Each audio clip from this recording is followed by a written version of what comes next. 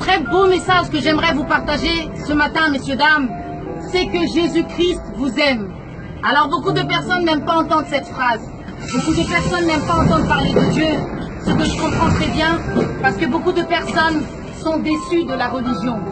Mais sachez que Jésus-Christ n'est pas une religion, messieurs, dames. Qui est Jésus-Christ? Il y a plus de 2000 ans, Dieu a tant aimé le monde qu'il a donné son Fils unique, afin que personne ne périsse, mais que tous ceux qui croient en lui aient la vie éternelle. Par la grâce de Dieu, messieurs, dames, ce matin, notre souffle de vie a été renouvelé. Et aujourd'hui, nous pouvons profiter de cette journée. Mais nous savons tous, messieurs, dames, que tôt ou tard, il n'y a pas le choix. Nous allons tous mourir. Mais par la grâce de Dieu, Jésus-Christ qui est le chemin, la vérité et la vie, a abandonné son trône, messieurs, dames. Il est parti sur la croix. Il a souffert. On lui a craché dessus. On lui a écrasé la tête. Il a porté la souffrance pour le péché de chacun d'entre nous. Il a été obligé de passer 3 jours dans le séjour des morts pour que vous et moi, nous puissions avoir une deuxième vie qui s'appelle la vie éternelle. Vous savez, je ne sais pas si vous avez regardé les informations, mais un jeune homme de 22 ans, un jeune homme malien, sans papier, a donné sa vie. Il n'est pas mort, mais il a escaladé un immeuble pour sauver la vie d'un enfant de 4 ans hier. Et nous sommes tous contents. Nous sommes fiers de ce jeune homme, de ce qu'il a fait. Il l'a fait avec bravoure. Mais vous savez, Jésus-Christ, il a été sur la croix. Il est mort pour nous. Il a souffert pour nous. Il a donné sa vie pour nous. Il aime les Arabes, il aime les Noirs, il aime les Juifs, il aime les Pakistanais, les Français. Il aime tout le monde. Et cette vie, messieurs, dames, ça n'a pas de prix. Peut-être pour nous, c'est très important, la vie. Mais la mort, lui, il l'a vaincu. La mort, il l'a vaincu pour nous. Nous avons peur de mourir, mais Jésus, il a vaincu la mort pour nous. C'est pour ça que nous avons la grâce d'avoir la vie éternelle. Mais beaucoup de personnes ne vont pas pouvoir avoir cette vie éternelle, parce que les gens, ils ont leur cœur endurci. Ils ne se laissent pas toucher par Jésus-Christ. Si vous voulez avoir cette vie éternelle, messieurs, dames, si vous voulez que Jésus-Christ vous offre cette vie éternelle par grâce, vous pouvez faire une petite prière comme celle-ci. Seigneur Jésus, merci pour la vie que tu me donnes. Merci parce que tu as souffert pour moi. Tu as vaincu la mort pour moi. Aujourd'hui, je veux te demander pardon pour mes péchés et je veux t'accepter. Amen. Vous savez, messieurs, dames, la mort ne prévient pas, mais Dieu prévient toujours. Quand une personne décède, nous disons souvent que son âme repose en paix. Mais une âme ne peut pas se reposer en paix, messieurs, dames, si cette âme n'a pas reçu Jésus-Christ de son vivant. Je vous souhaite une excellente journée, que Dieu vous bénisse et excusez-moi de vous avoir dérangé. Merci beaucoup de m'avoir écouté, messieurs, dames.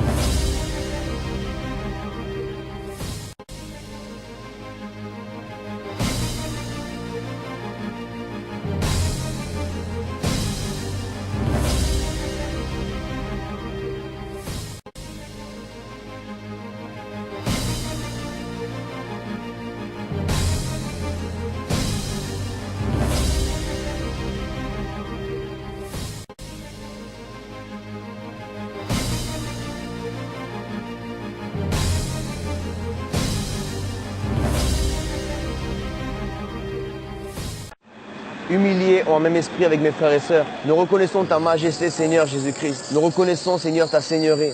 Tu es le Fils de Dieu, tu es notre Seigneur et Sauveur. Merci de nous donner ce privilège de préparer ta venue glorieuse, Seigneur. Ta parole dit que tout ce que vous demanderez au Père en mon nom, je vous le donnerai. Seigneur, merci pour ton amour. Donne-nous la compassion pour les âmes. Donne-nous, Seigneur, de voir les âmes comme toi tu les vois. Seigneur, d'être conscient que ces âmes, après leur mort, risquent une éternité en enfer. Merci, mon Dieu, pour ta faveur et ta grâce. Continue, Seigneur, de nous utiliser pour la gloire de ton nom, Jésus-Christ. Merci, Père, nous t'avons prié au nom de Jésus. Amen et Amen, Seigneur. Évangélisation tous les jours, du lundi au vendredi, dans les métros de Paris et dans les banlieues. Les matins, nous nous réunissons à 10h et nous évangélisons 3 heures dans les RER et dans différentes villes de la région parisienne. Les soirs, nous nous réunissons à 20h à Châtelet-Les-Halles. Comme d'habitude, tous les rendez-vous sont à Châtelet-Les-Halles, de 20h à 22h30. Alors pourquoi faire cela? Pourquoi aller prêcher l'évangile dans les métros de Paris et dans les banlieues? La Bible dit que lorsque Jésus a appelé ses disciples, il a dit « Suivez-moi et je ferai de vous des pêcheurs d'hommes ». Lorsque toute personne qui se reprend de ses péchés et vient à Dieu par son Messie, son Fils Jésus-Christ, eh bien, il faut savoir que nous avons été sauvés pour sauver d'autres personnes. Jésus nous appelle aujourd'hui à sauver les âmes. Parce qu'un jour, tout être humain mourra. Et lorsque nous allons mourir, nous n'allons rien emporter avec nous, mes frères et sœurs. La seule chose que nous allons emporter, c'est ce que nous avons fait sur terre pour le Seigneur.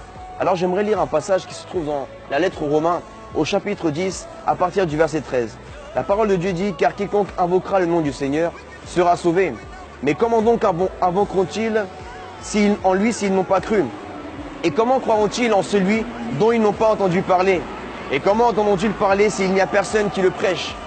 Il est nécessaire que toutes les personnes qui sont dans les métros, toutes ces personnes-là qui sortent du travail, qui ont des problèmes de maladie, des problèmes dans le mariage, ils ont des problèmes de santé, ils vont mourir un jour, ils sont dans l'angoisse, dans le stress, dans la dépression, dans l'amertume. Ces personnes-là ont besoin de l'amour de Dieu. Ils ont besoin de ce que Jésus se révèle à eux. Mais comment Jésus se révélera à eux si toi et moi qui avons Jésus n'allons pas les voir? Toi tu distribues d'un côté, toi tu distribues à gauche et toi tu distribues à droite, c'est d'accord? Lui à gauche, moi à droite. Ouais, voilà. Avec un sourire, c'est important. Ok. Saint-Esprit, que toute la gloire te revienne, Jésus-Christ. Messieurs, dames, bonsoir. Pardonnez-moi de vous déranger, je ne serai pas long. J'ai simplement une bonne nouvelle à vous apporter ce soir. Je sais que le monde est habitué aux mauvaises nouvelles. Dans ce monde, on peut vous annoncer à n'importe quel moment que quelqu'un de votre famille est décédé, que vous venez de perdre votre travail, que votre femme ou votre mari vous a trompé. Mais malgré toutes ces mauvaises nouvelles dans le monde, il y a une bonne nouvelle.